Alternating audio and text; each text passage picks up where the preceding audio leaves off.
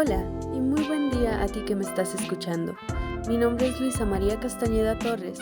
Soy alumna de la materia Bioética y Universidad impartida por el Dr. Jorge Campoy en el Centro Universitario de Ciencias de la Salud de la Universidad de Guadalajara. Y el día de hoy vengo a hablarte sobre el calentamiento global. En primera instancia, ¿qué es el calentamiento global? Según la organización Manitas Unidas, podemos definir el calentamiento global como la absorción de la energía solar por parte de la Tierra. La Tierra, al calentarse, desprende el calor en forma de rayos infrarrojos. Sin embargo, parte del calor es remitido a la superficie terrestre y la consecuencia es el recalentamiento de la misma. El efecto invernadero es una de las principales causas. Ahora bien, ¿qué es el efecto invernadero? Según la NASA, se nos explica que el efecto invernadero es la forma en que el calor queda atrapado cerca de la superficie del planeta Tierra por los gases del efecto invernadero. Se puede pensar que estos gases que atrapan el calor son como una manta que envuelve a la Tierra y mantiene el planeta más cálido de lo que sería sin ella. Los gases de efecto invernadero incluyen dióxido de carbono, metano, óxido nitroso y vapor de agua. Antes de ir más allá, empecemos por definir qué son estos gases. Primero que nada, ¿dónde se encuentra el dióxido de carbono?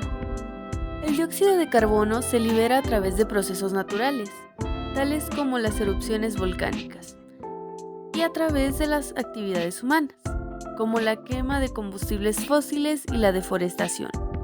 Las actividades humanas han incrementado la cantidad de dióxido de carbono en la atmósfera en un 50% desde que comenzó la revolución industrial en 1750. Ahora es turno de hablar sobre el metano. Empecemos. ¿Dónde se encuentra el metano? Como muchos gases atmosféricos, el metano proviene de fuentes tanto naturales como humanas. El metano proviene de la descomposición de la materia vegetal en los humedales y también se libera de los vertederos y del cultivo de arroz.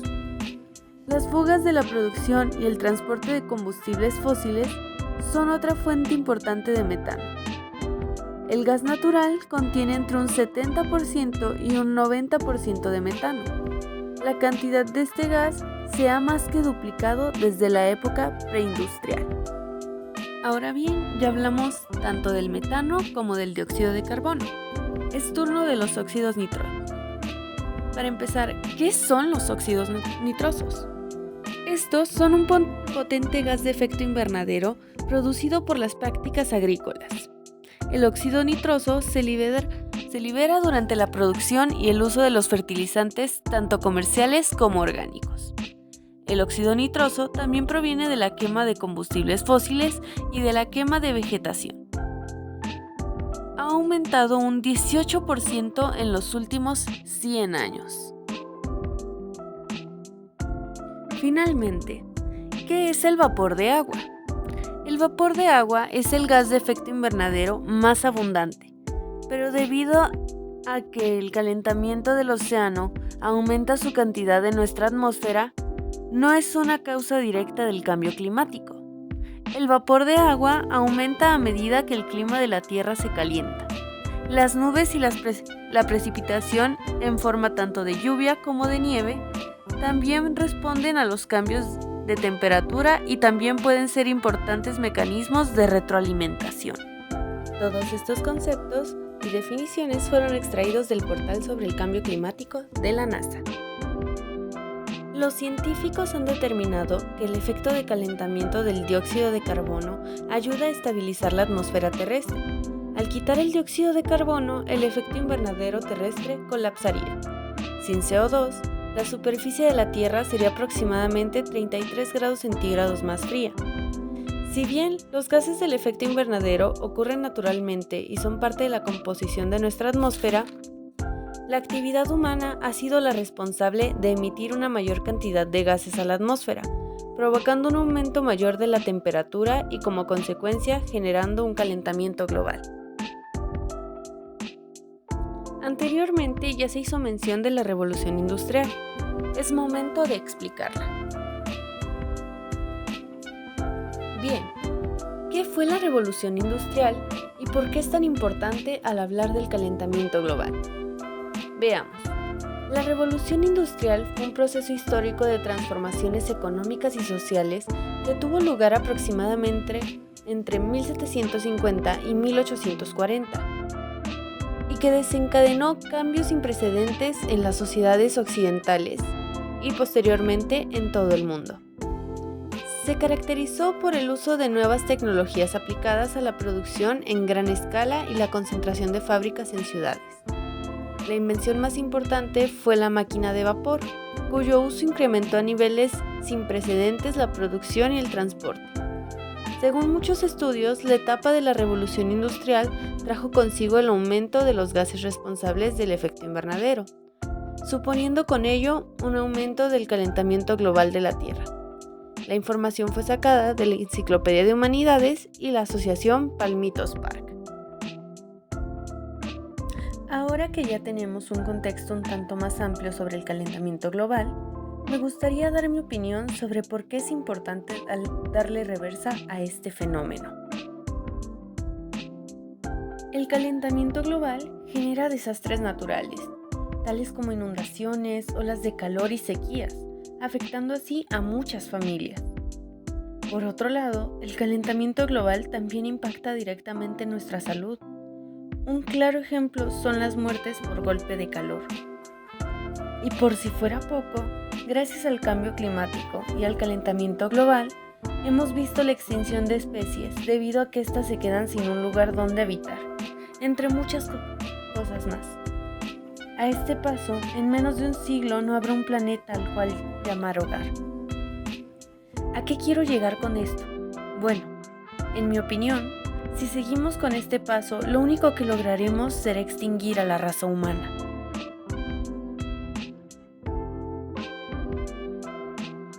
Pero es momento de dejar de hablar de problemas y darles pie a posibles soluciones que nos ayudarán a mejorar la calidad de vida y la situación de nuestro planeta. Empecemos a ser solidarios con la humanidad. Necesitamos empezar a ver por el bien de las futuras generaciones. No hace falta tener acciones enormes, basta con que cada uno ponga de su parte. Disminuyamos nuestras emisiones de dióxido de carbono. ¿Cómo podemos hacer esto?, te preguntarás. ¿Qué tal si comenzamos por dejar de hacer tanto uso de vehículos de motor particulares? También podemos evitar la quema de bosques. Recordemos que los árboles son nuestra principal fuente de oxígeno y también nuestros aliados para disminuir la contaminación que genera el cambio climático.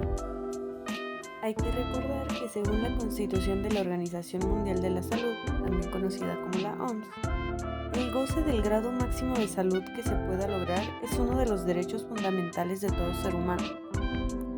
A continuación, los dejo con una explicación de la página Pangea para reforzar lo previamente visto. El mundo está por superar los límites del calentamiento global y existe la fecha límite de la humanidad para evitar una catástrofe global. La Organización Meteorológica Mundial, OMM, anunció que la probabilidad de que el planeta llegue al punto de inflexión de 1.5 grados Celsius en los próximos 5 años es cada vez mayor. La fecha que se estima como límite de la humanidad para evitar una catástrofe global sería el 2030. Los expertos de la ONU advierten que vamos en camino de un aumento de 3 grados. La extinción total de los arrecifes de coral. 10 millones de personas más expuestas a inundaciones, cada vez menos zonas aptas para el cultivo de cereales. Una diferencia de solo medio grado de temperatura tendría consecuencias devastadoras para nuestro planeta, por lo que cada vez más es urgente limitar el aumento de la temperatura global a un máximo de 1.5 grados centígrados. Y el tiempo para actuar se nos está acabando. La extensión del hielo marino del Ártico se ha reducido en los últimos 15 años. Podemos observar extensión mínima del hielo marino ártico en millones de kilómetros cuadrados. Otra diferencia importante es que el nivel del mar aumentaría 10 centímetros más, al pasar de 1.5 a 2 grados. Puede parecer poco, pero esta diferencia implica que 10 millones de personas más estarían expuestas a inundaciones. También tendría un impacto significativo en la temperatura y acidez del océano, y en la capacidad de cultivar cultivos como el arroz, el maíz y el trigo. ¿Es demasiado tarde?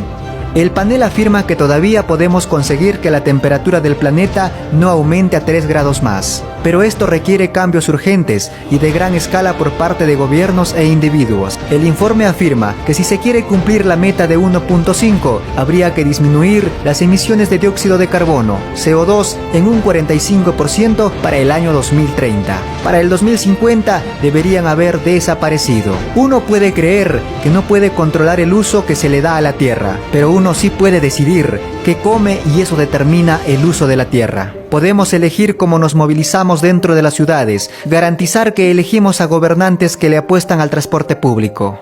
¿Cuál es tu opinión sobre el calentamiento global? Como pudimos observar, esto está pasando y está pasando ahora. Es momento de marcar la diferencia. Seamos agentes de cambio. Gracias.